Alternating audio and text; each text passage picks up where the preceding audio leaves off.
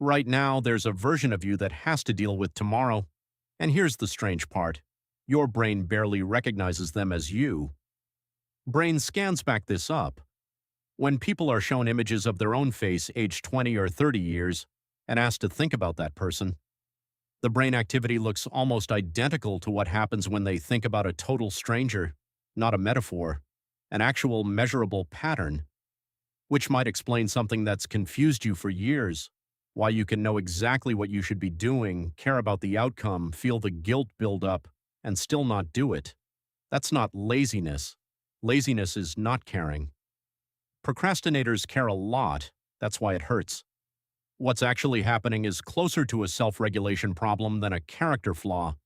And once you see the mechanism, it stops feeling like a mystery. Here's the real cause. Procrastination isn't about the task. It's about the feeling the task creates. Boredom, anxiety, self-doubt, the fear of doing it wrong. And your brain has one job when it senses discomfort: get rid of it, fast. So it reaches for anything that feels better right now: your phone, a snack, cleaning your room instead of the report that's actually due. Researchers call this mood repair. You're not avoiding the work, you're avoiding the emotion the work brings up. And for a few minutes, it actually works. You feel relief. That's the trap. The task doesn't disappear. It's just waiting for you later, except now there's less time and more stress attached to it. Think of it like a smoke alarm. A good smoke alarm goes off when there's fire.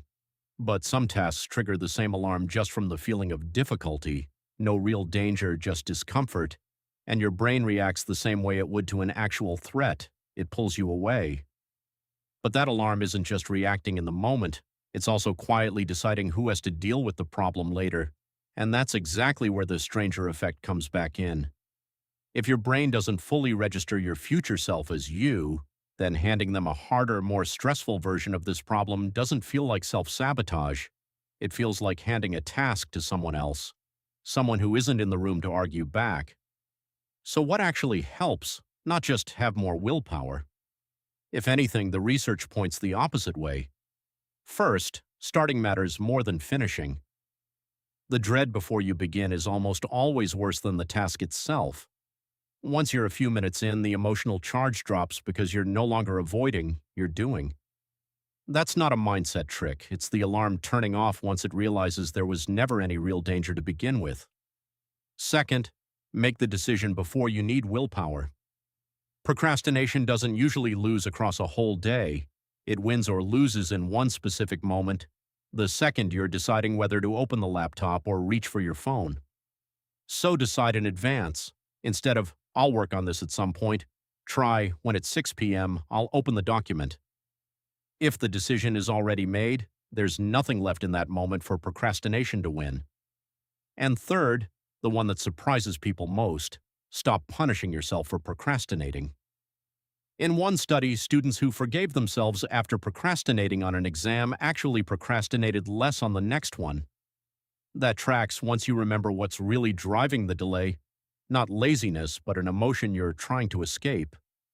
Add guilt on top of that, and you've just made the next task even harder to face.